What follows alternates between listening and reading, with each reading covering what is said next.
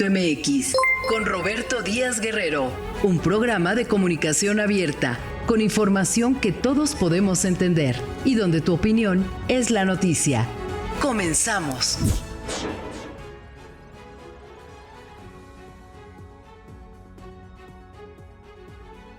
¿Qué tal? ¿Cómo les va? Muy buena tarde, qué gusto saludarles en esta mitad de semana, miércoles 28 de febrero de 2024. Estamos prácticamente ya en la recta final, ¿no? En la recta final de este segundo mes de 2024.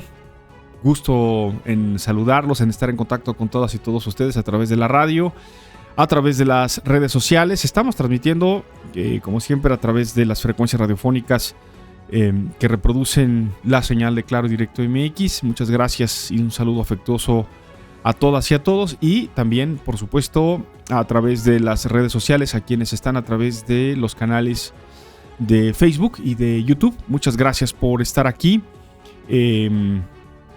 Vamos a la información más importante. Ayer, al terminar el programa y durante el programa, les avisaba, les comprometía que hoy vamos a abordar de manera pues detallada, si esto es posible, el escenario. Vamos a hablar de escenario y les ofrezco algo, les propongo algo, que cada quien, a partir de la información que les voy a compartir actualmente, en este momento, pues saque sus conclusiones de si estamos frente a un problema, si estamos frente a una crisis importante, o si estamos frente a algo que se va a solucionar, porque siempre se ha solucionado. Bueno, son enfoques, son puntos de vista, particularmente y personalmente, más allá de comunicador, como un ciudadano más, es un tema que me preocupa mucho, me llama la atención, no solamente por la coyuntura, es decir, no solamente por lo que va a pasar o podría pasar en las próximas semanas y meses, sino por lo que en el mediano y en el largo plazo va a ir cada vez más sucediendo, porque esto está anunciado, lamentablemente va a ir pasando. A ver, vamos a los detalles. Primero arrancamos con el escenario de la zona probablemente en más riesgo y con más conflicto. Y esto no quiere decir que el resto del país no tenga un escenario complejo también, pero quiero plantearles a quienes nos escuchan fuera de la Ciudad de México y de la zona metropolitana de la Ciudad de México, la complicación, el reto que significa que 25 millones de personas, que son quienes vivimos, trabajamos en la Ciudad de México y la zona metropolitana, que es esencialmente el Estado de México, algunas partes de Hidalgo, algunas partes de Morelos. Esta es la zona metropolitana del país.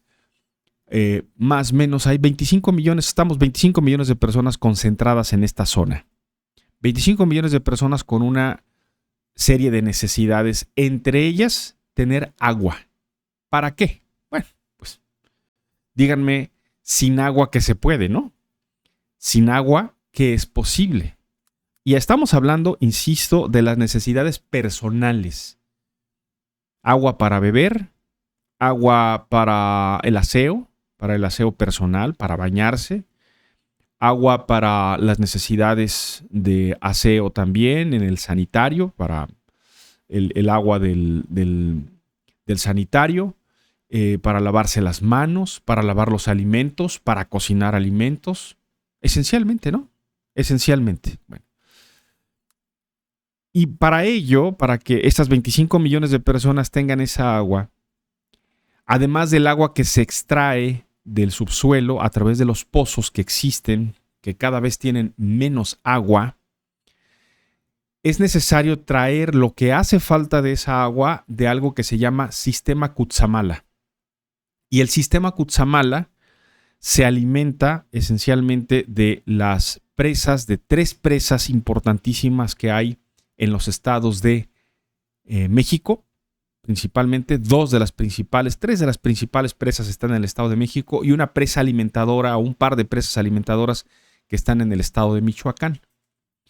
Entonces, a partir de ahí, hay otros vasos, otros ríos, otros vasos que van alimentando el sistema, Se conecta todo esto a un enorme sistema de tuberías que son bombeadas hacia la Ciudad de México, depositadas en la Ciudad de México para de ahí ser bombeadas otra vez y redistribuidas a la vieja e inoperante, en muchos sentidos, red de distribución de agua que hay en la capital del país y la zona metropolitana, para que 25 millones de personas más o menos tengan agua todos los días al abrir el grifo de la casa o del negocio, salga agua en algún momento o se deposite en una cisterna. Bueno, dicho lo anterior y para entender el contexto, dos de las principales presas que están en el Estado de México, la presa de Valle de Bravo, tiene una condición de sequía alarmante. No hay agua, o hay muy poca agua. Hay tan poca agua que se alcanzan a ver montículos de tierra que hace más de 50 años no se veían. Quienes tienen habitando en la zona toda su vida dicen, esto es increíble, lo estamos viendo por primera vez. ¿Qué hay debajo de eso que fue una enorme laguna, un enorme espejo de agua? Hoy no hay suficiente agua. Las profundidades que se alcanzan a ver son de hasta 10 metros. Eso bajó el nivel del agua. Ayer el sistema Cutzamala fue reportado con un almacenamiento, del 38.2%. Un corte hasta el 26 de febrero, o sea, un corte de hace 2 días. Esto refleja un déficit de almacenamiento de 35% respecto al nivel registrado la misma fecha del año pasado. Es decir, hay 35% menos de agua respecto al año pasado, cuando había un llenado total de 73% que ya se consideraba un problema. El hecho de que haya tanta demanda para esas presas y que esté al 73%, 70% ya era un problema, ya hay un déficit del 30%, se necesitan al 100% llenas. Bueno, pues en este momento no están ni siquiera al 50%, están al 35%. Sesionó el Comité Técnico de Operación de Obras Hidráulicas de la Comisión Nacional del Agua, que encabeza Citlali Elizabeth Peraza, quien informó que con el actual almacenamiento que hay en el sistema Cutzamala, hay una disponibilidad de 299 millones de metros cúbicos de agua de los 782 millones que le caben de almacenamiento al sistema. ¿Sí? Esto nos habla, otra vez, del nivel tan bajo que se tiene. Pero no es el único problema que hay en el sistema Cutzamala y en el centro del país. Una buena parte de la disponibilidad de agua en el resto de la República, en el resto del país, depende del sistema de presas. ¿Cuántas presas hay en México para almacenar agua? En estas presas se almacena agua para el riego del campo y también para lo que hace falta de agua en las ciudades. Hay 210 presas. El sistema de presas en México es de 210. Y de estas 210, 4 están en cero. 4 están completamente secas. ¿En dónde están? Bueno, 2 están en el estado de Querétaro. Una conocida como Divino Redentor, que está en San Juan del Río, Querétaro, está completamente seca. Está en 0% de almacenamiento. Y La Venta, que está también en Querétaro, pero en el municipio de Pedro Escobedo, también en 0. Las otras 2 presas completamente secas están en Sonora, la presa Abelardo Rodríguez y la presa Ignacio Alatorre o Punta de Agua en Guaymas, Sonora. 4 presas están completamente secas. Esto no se había visto en muchos años. Pero no son las únicas que están enfrentando crisis. Otras que están muy cerca de llegar al 0% de almacenamiento son Peñuelitas, en Guanajuato, muy importante, la presa de Gonzalo, en Michoacán, y la presa El Potosino, en San Luis Potosí, que tienen en este momento 1% de almacenamiento de agua. Pero ¿es este el problema en general? No, el problema es mucho mayor, pero mucho mayor. La sequía tiene, por ejemplo, a San Luis Potosí, uno de los estados que tiene condición crítica por disponibilidad de agua. 58 municipios del estado están afectados por la crisis hídrica.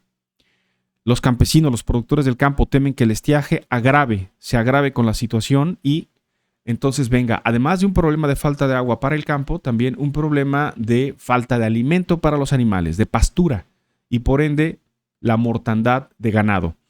Esta condición ya afectó, por ejemplo, el año pasado de manera grave a 2 estados, a Guanajuato y a Zacatecas. También Durango presenta problemas por el mismo tema. Y este año comienzan ya a haber primeras señales de que va a haber todavía este 2024 mayores dificultades. En León, Guanajuato, por sequía, la presa del Papalote está a punto de desaparecer. Los habitantes obviamente están muy preocupados por la poca disponibilidad de agua y la poca agua que llega a la zona. ¿Qué les cuento del lago del Cuitzeo en Michoacán? Este enorme cuerpo de agua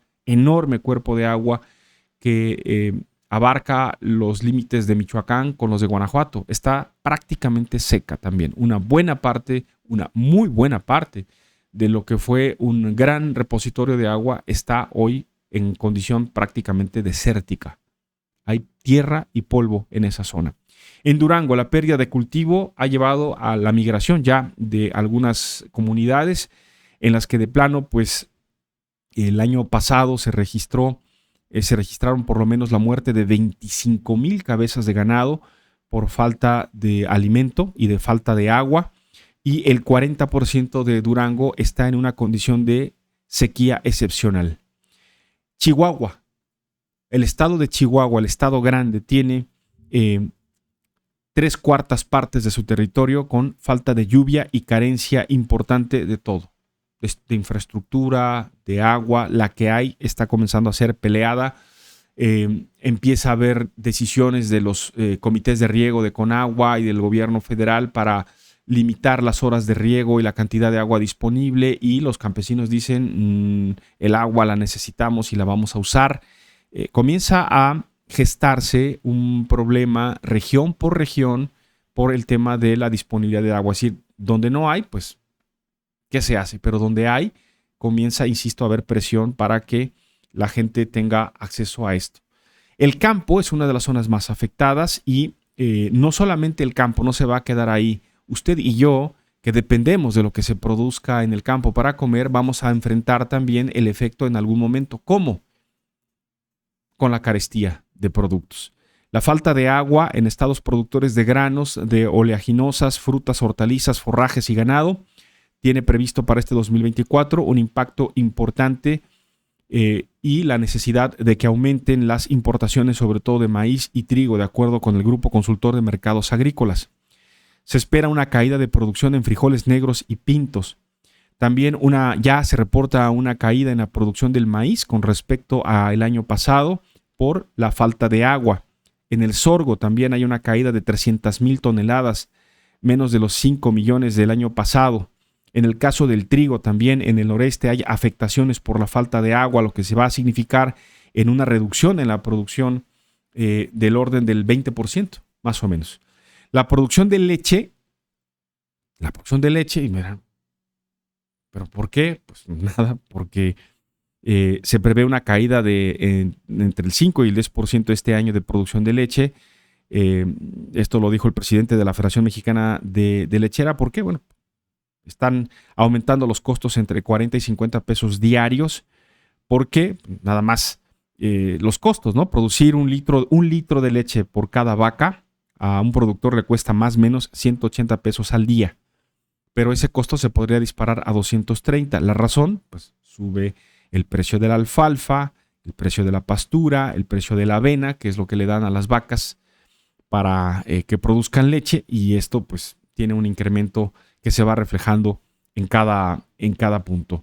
Así que sí, la posibilidad de que comencemos a ver otra vez que la inflación va para arriba, por la afectación en la producción de hortalizas, de granos, de cosas, de productos del campo, incluida la leche. Eso es muy probable que suceda pues en las próximas semanas.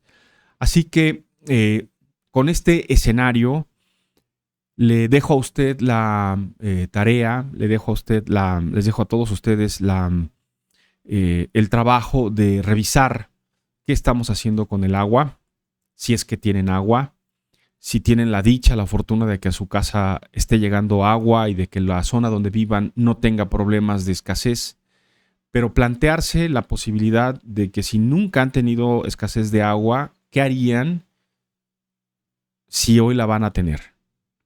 Es decir, ¿está usted lista para enfrentar una escasez de agua?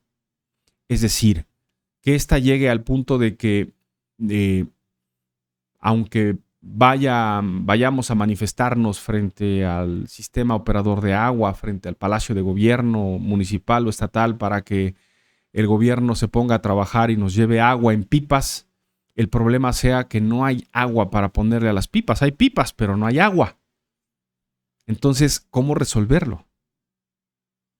¿Nos hemos planteado esa posibilidad? Es algo que, insisto, debiéramos hoy pensar un poco más allá y de verdad prepararnos. Porque, mire, y preocupantemente lo digo como una crítica, sí, a la postura que tienen muchas instancias del gobierno municipales, estatal y la federal, en decir, apenas lleguen las lluvias se resuelve el problema. No.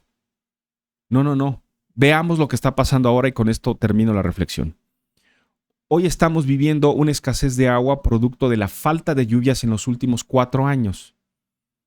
Entonces, seguimos demandando agua, seguimos consumiendo agua, pero como llueve menos, almacenamos menos y llegamos ya a un punto crítico de no tener de dónde. No hay agua solamente en los cuerpos de agua externos, sino hay también escasez de agua en los cuerpos de agua profundos, de donde hoy el gobierno ha dicho, pues vamos a perforar pozos y vamos a sacar más agua. Bueno, pues finalmente eso tiene un punto final. En algún momento ni ahí habrá agua. Entonces la pregunta es ¿dónde y cómo? ¿Qué proyecto se ha planteado para México para resolver esta problemática que hoy ya plantea una crisis?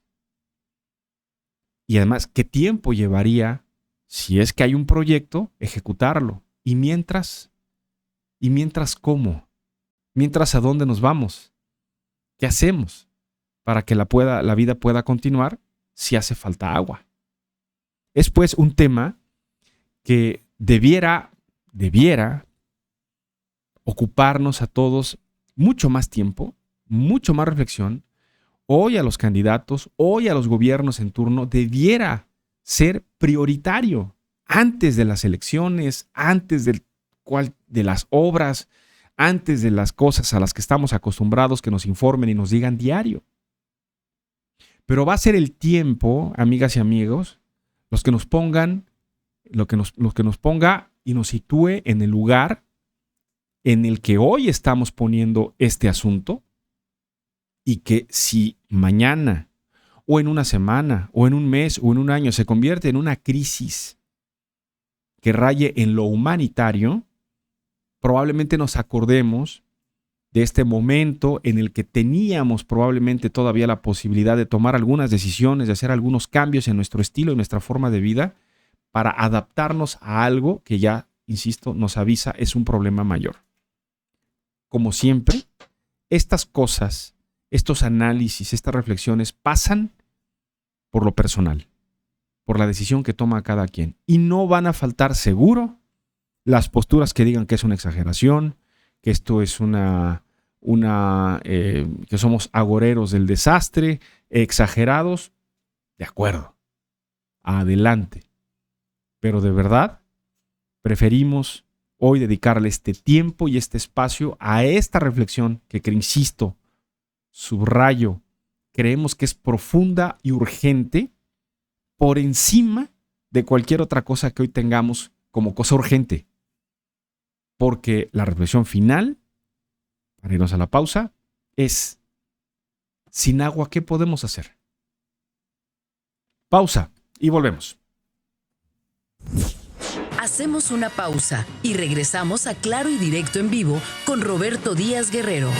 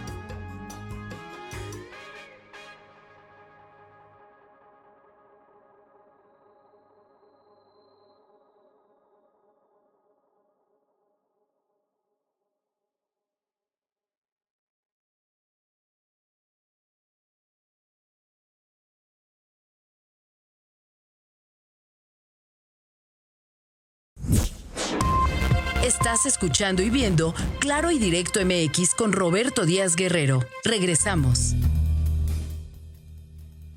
Gracias por continuar con nosotros en Claro y Directo MX.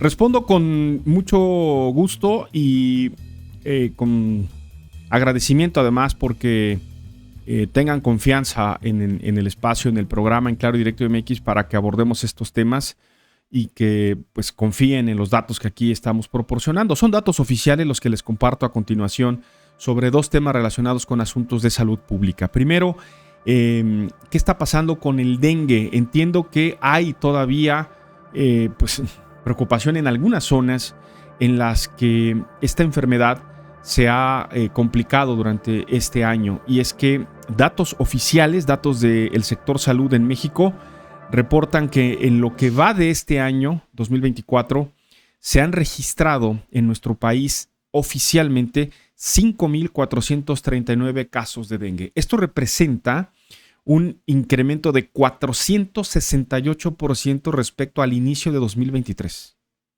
Por tanto, y entiendo por ello la preocupación que hay en distintas zonas del país, en algunos estados específicamente que ahora les voy a comentar, por el número de casos, ¿no?, que se han registrado. Es decir, se va uno enterando de, oye, que tal persona está enferma de dengue, y también el vecino y también el primo, y mucha gente enferma de dengue. Pues sí, son muchos casos. El año pasado, fíjense, a estas alturas, en los 2 primeros meses de 2023, habían en México, en todo el país, reportado 958 casos. Hoy hay 5,439. Creo que es importante el número. Son datos del reporte epidemiológico de la Secretaría de Salud, o sea, son datos oficiales. Es un corte al pasado 19 de febrero. Y bueno, pues el estado se veía venir. El estado que concentra el mayor número de casos de dengue, Guerrero. ¿Dónde? Acapulco. Es la mayor. ¿Se acuerdan de estas historias de acumulación de basura, de los desechos tirados en las calles, la falta de eficiencia y todavía están muchas zonas sucias? Esto provoca la anidación y la proliferación del mosquito. Bueno, pues hay estas condiciones allá en Acapulco y en Guerrero en general. 2,071 casos. Tabasco tiene 961 casos. Es un estado, pues por condiciones climáticas, de cuerpos de agua. Quintana Roo, 428 casos. Veracruz con 299 y Colima con 289. Son los casos que más, los estados que tienen más casos, que acumulan pues más del 80% de casos de dengue. El dengue es una enfermedad viral, conocida también como fiebre quebrantahuesos. Se transmite por la picadura del mosquito Aedes aegypti. No todos los mosquitos lo transmiten, son los mosquitos hembra que están contaminados con este virus y que predomina sobre todo en zonas húmedas y calurosas, en donde hay repositorios de agua, donde queda agua estancada sin movimiento. Ahí es donde ponen sus huevecillos, se multiplican y viene el foco de contagio. Entonces, bueno, independientemente de que el gobierno o los gobiernos no han hecho su tarea en materia de fumigación y todas las labores que se tienen que hacer de descacharización, nos toca también a nosotros pues evitar la proliferación del mosquito, evitar que haya estos depósitos de agua que provoquen justamente la creación de estos insectos, por un lado. Por otro lado, el tema de sarampión. A ver, hay casi en todos los estados, Aguascalientes, Guanajuato, San Luis Potosí, Sonora, informes locales de que hay una alerta o un llamado a estar alertas ante el número de casos de sarampión. A ver, el mes pasado la Organización Mundial de la Salud hizo un llamado para que hubiera una respuesta urgente en contra de un brote de sarampión en el continente europeo que podría afectar a millones de niños. En Europa y Asia Central, incluido Rusia, se registraron al principios de este año 58,000 casos en 53 países, casos de sarampión. ¿Qué fue lo que pasó? Bueno, la OMS detectó que durante la pandemia los gobiernos de estos países en Europa y Asia Central se concentraron, y todo el mundo pasó, se concentraron en la atención de la enfermedad de la pandemia y descuidaron los programas de vacunación en contra del sarampión y de otras enfermedades que se reportaban ya controladas o erradicadas. Eso deja la enseñanza de que, aunque el reporte sea que estadísticamente está controlado o erradicado, no se puede dejar de atender. Entonces el llamado de la OMS a los gobiernos fue: comiencen a vacunar otra vez a su población antes de que esto se convierta en un problema, porque la OMS dice, es casi inevitable que si esto se convierte en una epidemia de brotes en una zona del mundo, se va a convertir también en una epidemia mayor, ¿no?, de contagios en todo el mundo. Entonces, esto ha llevado que efectivamente los brotes de sarampión en México ya estén surgiendo. La Secretaría de Salud dice que no es importante, o sea, no es grave, pero que ya hay casos. El sarampión, recordemos, es una enfermedad viral, o sea, es un virus también, agudo, es altamente contagioso. Si se tiene contacto con alguien que está enfermo de sarampión, viene el contacto, es contacto físico o con fluidos, saliva principalmente, de alguien que está contagiado. Y tiene pues esto la UNAM la semana pasada, con datos de la Organización Mundial de la Salud, ha lanzado un llamado para que en México haya una atención especial para temas de sarampión. Se propaga, le digo, a través del contacto con las gotículas de saliva y moco expulsadas al toser o estornudar o hablar, tener contacto con alguien que tiene saliva probablemente en las manos y tiene el virus, y pues tener contacto con ese fluido. Los síntomas iniciales son los de un resfriado común, ¿no? Se comienza con mucha fiebre, con tos, estornudos, congestión nasal, y después de eso viene una erupción cutánea en la piel, granitos, ¿no?, muy característicos del sarampión. Entonces, el periodo de incubación es de entre 7 a 21 días, durante los cuales la persona infectada puede contagiar a otros. Entonces, pues las complicaciones, si hay complicaciones, principalmente en niños chiquitos, menores de 6 años y de personas con el sistema inmunológico afectado, pues es daño cerebral, infecciones respiratorias y en oídos, entre otras, ¿sí? ¿Existe pues el problema? Sí. O sea, oficialmente la OMS ha hecho el llamado, la UNAM hizo el llamado, ya sabemos que la Secretaría de Salud tiene datos atrasados y normalmente dice no hay problema, esperemos que así sea, pero hay por otro lado un antecedente de que faltan suficientes vacunas contra el sarampión. Esperemos que esto se resuelva, que la Secretaría de Salud pronto haga pues un llamado, ¿no?, un comunicado muy específico sobre este tema.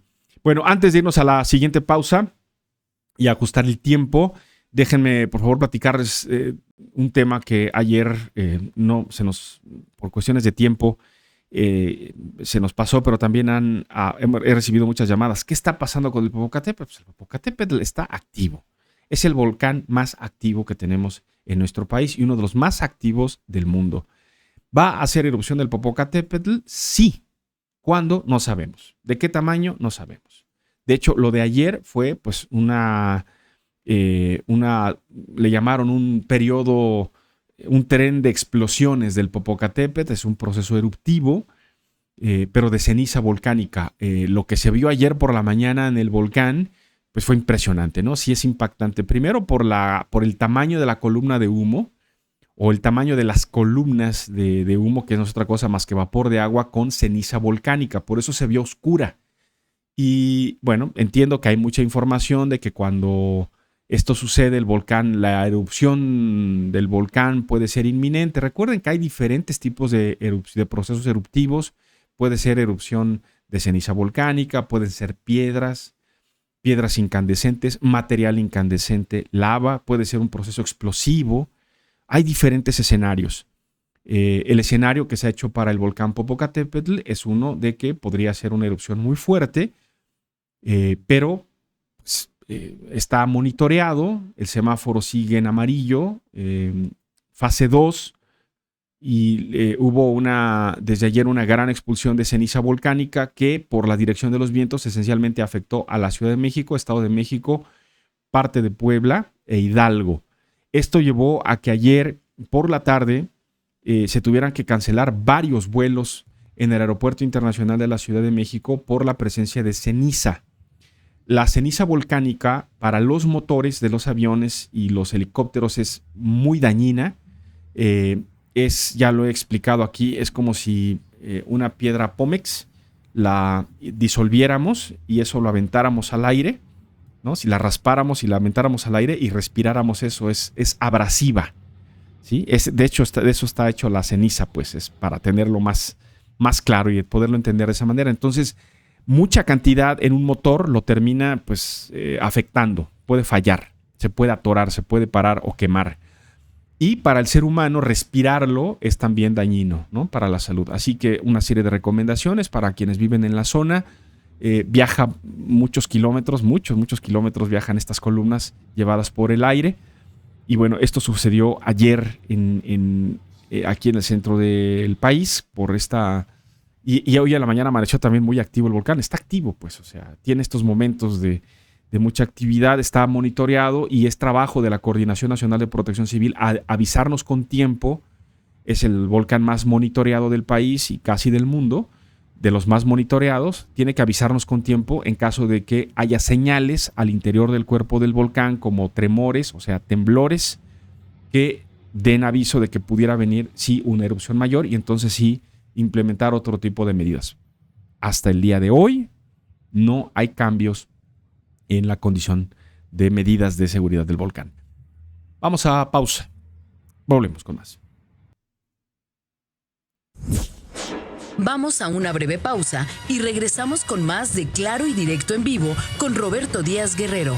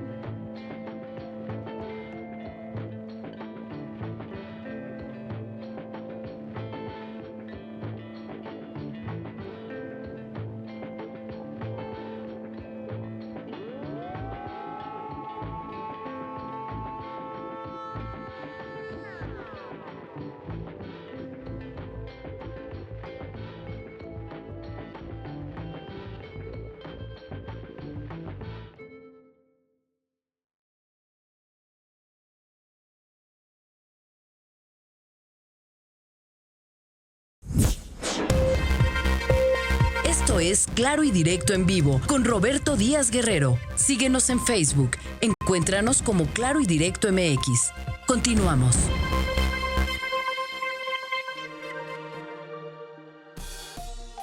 Vamos a continuar con más información en Claro y Directo MX.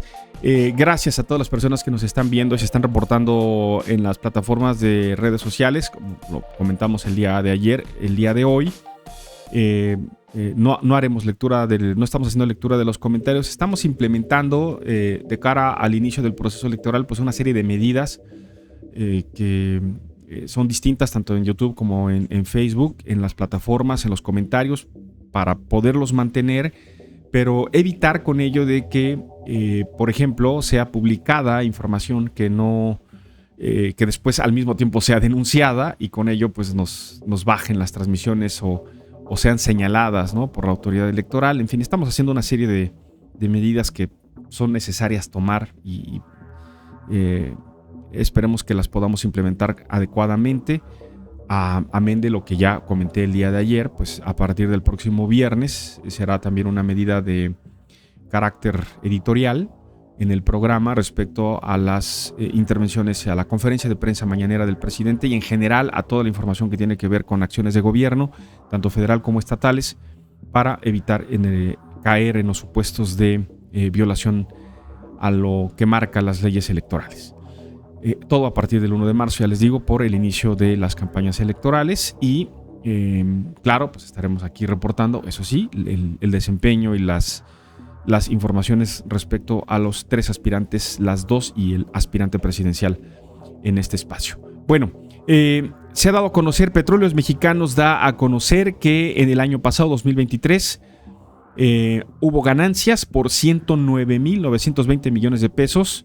Y con esto dice el director de Pemex, Octavio Romero Oropeza, en una información a la Bolsa Mexicana de Valores, 2 años de números positivos de Pemex. El monto de utilidades reportado de enero a diciembre del año pasado fue de 9.9% superior a los 99,000 millones de pesos registrados en 2024.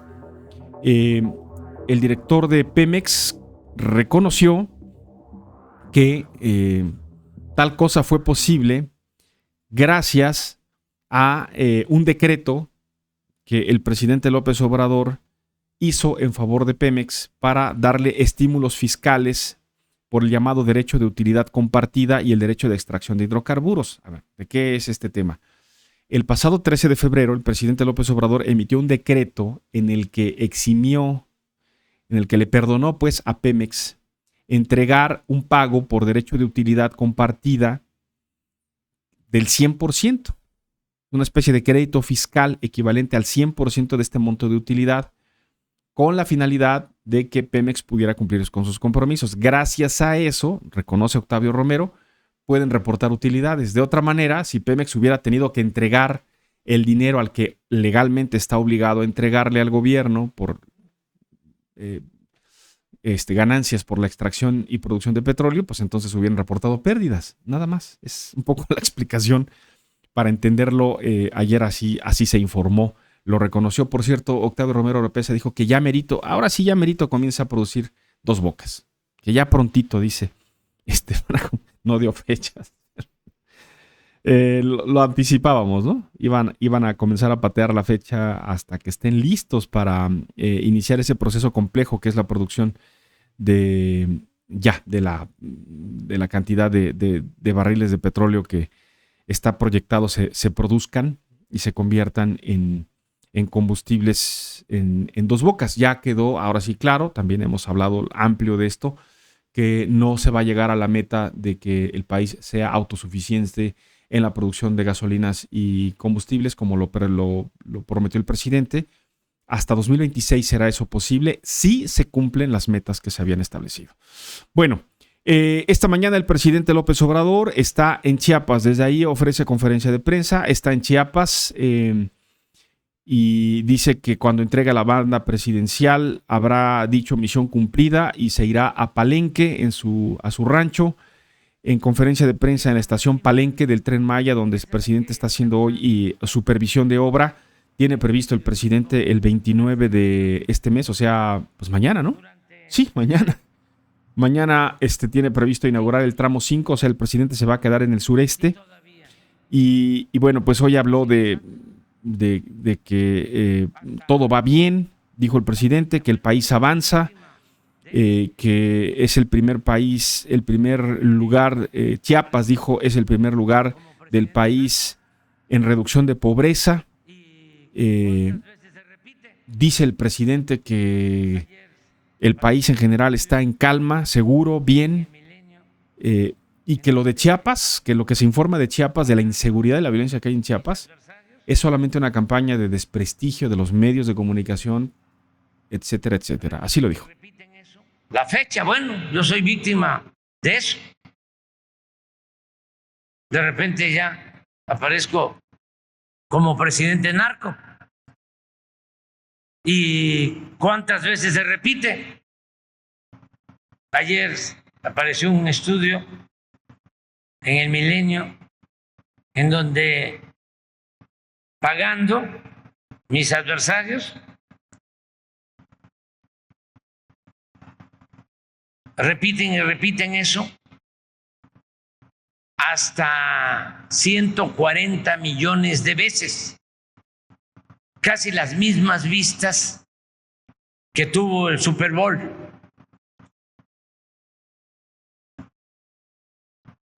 Al final es lo mismo. Entonces, regresando a lo de Chiapas, hay toda una campaña en general, no solo es Chiapas, de querer decir qué barbaridad, cómo hay violencia en Chiapas. Bueno, son los datos del presidente, pero a ver, los datos, hay una guerra sin cuartel entre el cártel de Sinaloa y el cártel Jalisco Nueva Generación, y por lo menos 6 agrupaciones más: el cártel del maíz, los motonetos de San Cristóbal, el cártel de Chamula, entre otros, que tienen al estado de Chiapas en tal nivel que algunas zonas turísticas y algunas zonas arqueológicas están hoy condicionadas a que los operadores del narco den entrada o no a los visitantes. Eso lo hemos reportado aquí y existe. Y un dato para, digamos, contrastar lo que el presidente tiene como esta postura de que son inventos de los medios de comunicación. La semana pasada, el secretario de Seguridad Pública Municipal de Berriozábal fue secuestrado, él y 2 de sus guardias personales. Esto fue confirmado por la Fiscalía de Chiapas. Y el fin de semana pasado, el director de Seguridad Pública que fue secuestrado apareció ejecutado.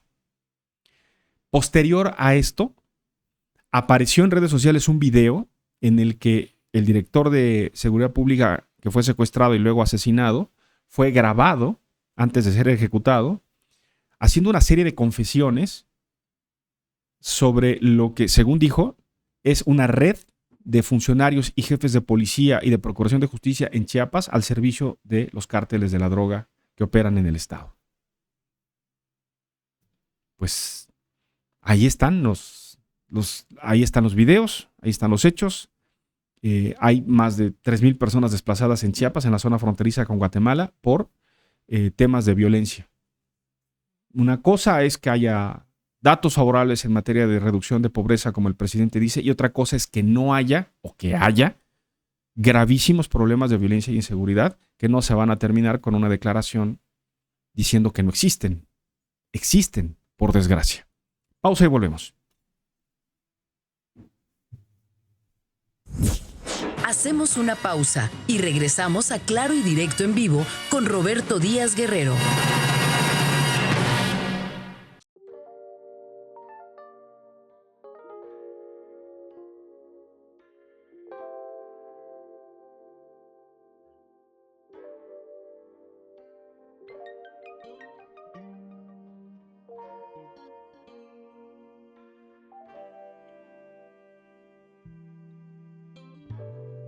Informamos.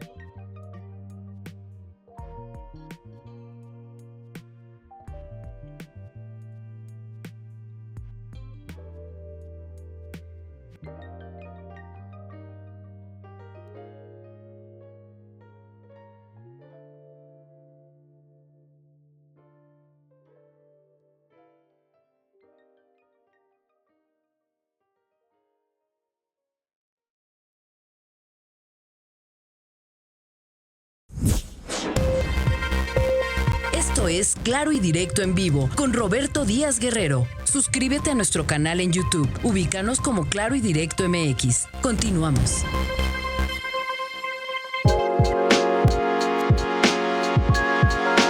¿Qué tal? ¿Cómo le va? Espero que muy bien. Le saluda a su amigo Pepe Arenas. Permítame preguntarle qué desayunó esta mañana o qué está comiendo o está por comer en este momento. Se lo pregunto porque si seguramente o muy probablemente entre aquello que va usted a degustar va incluida una sabrosa tortilla o unos chilaquiles esta mañana o cualquier cosa que tenga que ver con el maíz o el frijol, las calabazas, cualquiera de las cosas maravillosas, deliciosas que se hacen en la comida mexicana, en la cocina mexicana, pues la noticia es que el 60% de lo que nosotros consumimos que viene del campo, ya no proviene del campo mexicano. Hace tanto tiempo que dejó de apoyarse al campesino mexicano, al campo mexicano, a los productores, que ahora todo se importa. El 60% se importa.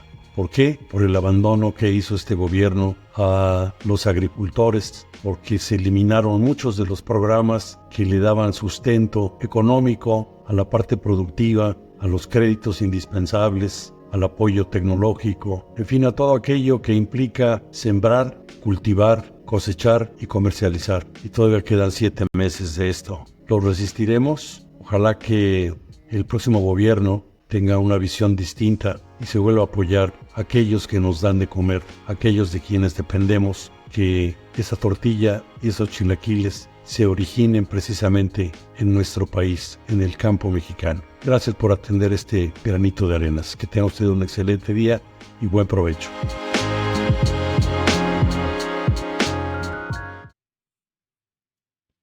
Bueno, estamos ya en la recta final del programa. Gracias, Pepe, por tu comentario. Dos temas. Ayer el periodista Carlos Loret de Mola y el hermano del presidente López Obrador, Pío López Obrador, se presentaron ante el juzgado. Pío López Obrador demandó a Carlos Loret de Mola por daño moral y por haber presentado imágenes en los que aparece recibiendo sobres amarillos presuntamente con dinero. Una larguísima sesión en el juzgado que duró pues 8 horas. Cuando salieron, fijaron sus posturas. Carlos Loret, a través de sus redes sociales, expresó: vamos saliendo de la audiencia por la demanda que puso en mi contra el hermano del presidente por presentar los videos donde recibe dinero en sobres amarillos. Pío López quiso hacer su mañanera, 8 horas en las que no pudo desacreditar ni desmentir nada. Terminó aceptando que los videos son verdaderos y sí recibió dinero, escribió Carlos Loret de Mola. En tanto, el hermano del presidente, Pío López Obrador, dijo al salir de la audiencia que estaba muy contento luego del careo de más de 8 horas, porque al final de cuentas, dijo, demostraron su inocencia y eso quedó plasmado en el expediente que se está llevando en el juicio y que está en espera, claro, pues de que venga una solución. El tema no está cerrado. Ayer fue la comparecencia. Esta mañana desde Chiapas, el presidente López Obrador, al término de su conferencia, es cuestionado sobre pues, este tema, su opinión, y esto dijo.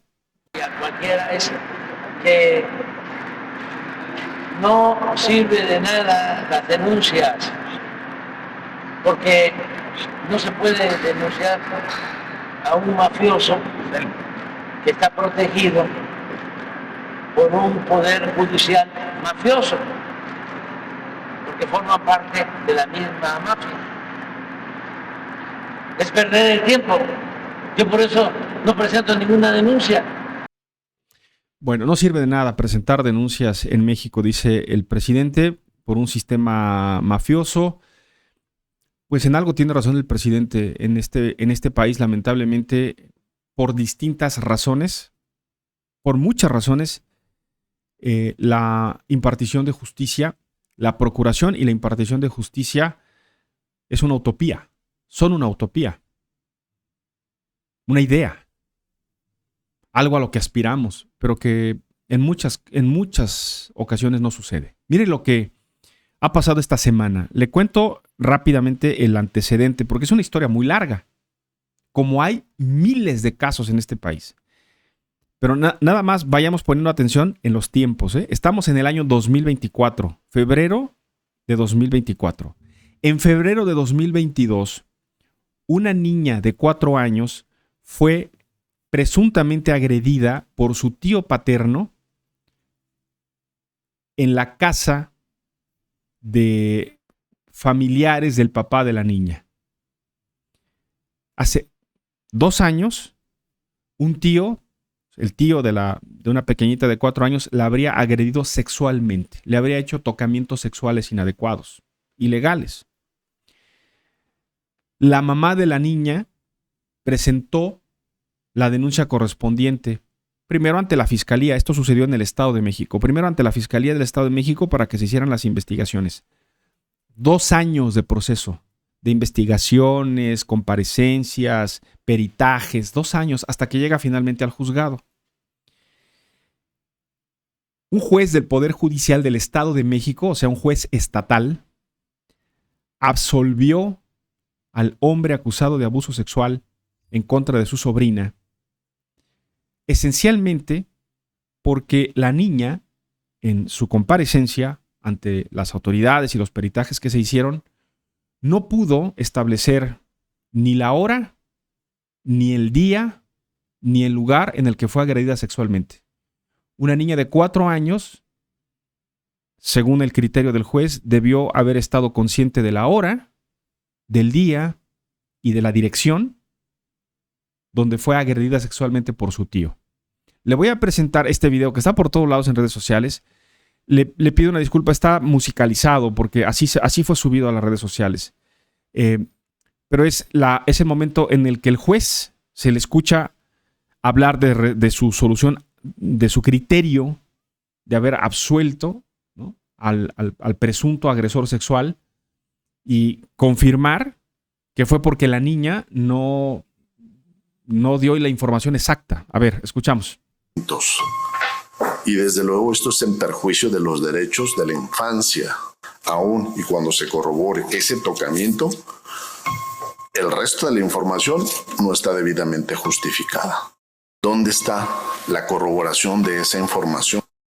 Entonces, la consecuencia es que ante la insuficiencia probatoria, desde luego de justificar el delito de abuso sexual, lo conducente es emitir fallo condenatorio. Se emite fallo fallo absolutorio al señor Alejandro por insuficiencia para acreditar el delito de abuso sexual. Sí, señora. Señoría, una pregunta. Claro.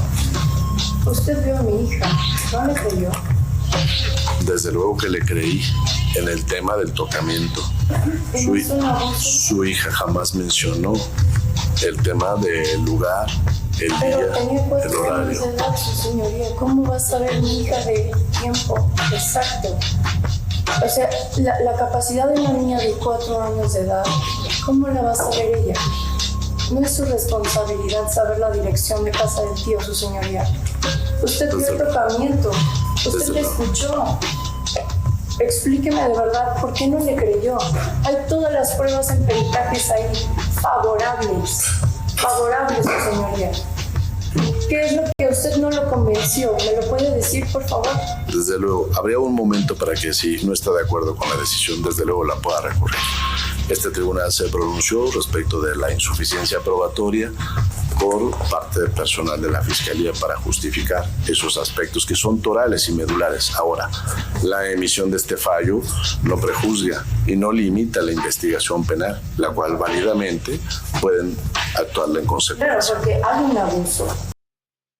Ayer esto derivó en protestas en el Periférico Norte, en Naucalpan, por la resolución de este juez. El Poder Judicial del Estado de México emitió un comunicado en el que dijo esencialmente que en lo que se equivocó el juez es en haber permitido este diálogo con la mujer, que debió haber dicho, este es el fallo, punto, y si tienen derecho a presentar sus quejas, se las tienen que presentar y se acabó.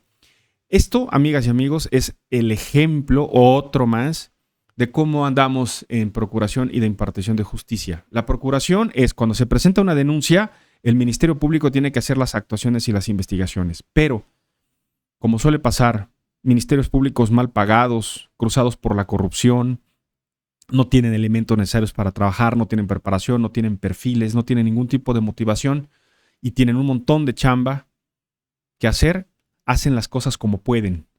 Cuando esas pruebas llegan ante el juez el juez aplica a rajatabla lo que dice la ley y pasa lo que el señor Vitela, el juez Vitela en el Estado de México hizo. Así, con este criterio de decir, pues la niña no pudo probar algo que es, dice él, toral, ¿no? Y fundamental en el juicio. No estoy diciendo que tenga razón el juez. Lo que estoy diciendo es que todo el sistema de justicia en México, de procuración, o sea, las fiscalías, los ministerios públicos, los fiscales, los peritos, las policías ministeriales, por un lado, y el sistema judicial, los sistemas estatales de seguridad pública, el sistema federal, el Poder Judicial en su conjunto estatal y federal, necesitan una revisión profunda, una corrección de muchas cosas. Por eso, con todo respeto, esto no se resuelve llevando a elección a jueces y magistrados. Eso no lo resuelve. Lo que resuelve es la estructura que ya tenemos, las procuradurías, las fiscalías que ya existen y los juzgados que ya existen, revisarlos. ¿Esa de quién es chamba? Pues es chamba esencialmente de los legisladores. Es trabajo del Poder Judicial también, es trabajo de autocrítica, de decir, oigan, esto no puede seguir sucediendo, pero está pasando. Y entonces tenemos las calles llenas de delincuentes y las cárceles de delincuentes, pero también de gente inocente que ha enfrentado estos procesos inadecuados. Ese es un cáncer que tiene México, profundo, que requiere una revisión, una refundación, una reestructura completa. Pero no ponerle un parche de decir, esto se resuelve con que la gente elija a los jueces. No, eso no se resuelve así. Porque hoy elegimos diputados, elegimos senadores, y eso no ha sido la solución para que tengamos gente correcta en las cámaras. ¿O sí? ¿Esa es la única solución? Se lo dejo ahí como, ¿qué tema este? ¿Qué tema? Y sí, tiene razón el presidente, ¿no? Por eso, fíjense, si el presidente de la República dice, es inútil, hombre, presentar denuncias en México, caramba. Pues entonces, ¿de qué estamos hablando, no? Eso convalida por qué hay este nivel de impunidad, que significa falta de castigos a los responsables o los presuntos responsables, juicios correctos, aplicación de la ley, nada más ni nada menos. Ya nos vamos, tengan muy buena tarde, buen provecho a nombre del equipo, gracias por habernos acompañado. Alan Díaz en la producción general, soy Roberto Díaz Guerrero, nos escuchamos y nos vemos mañana, aquí, misma hora, mismos canales, mismas redes sociales. Hasta pronto. Aquí termina Claro y Directo MX, el programa de comunicación abierta con información que todos podemos entender. Nos vemos y escuchamos en la próxima de Claro y Directo MX, en radio, televisión y redes sociales.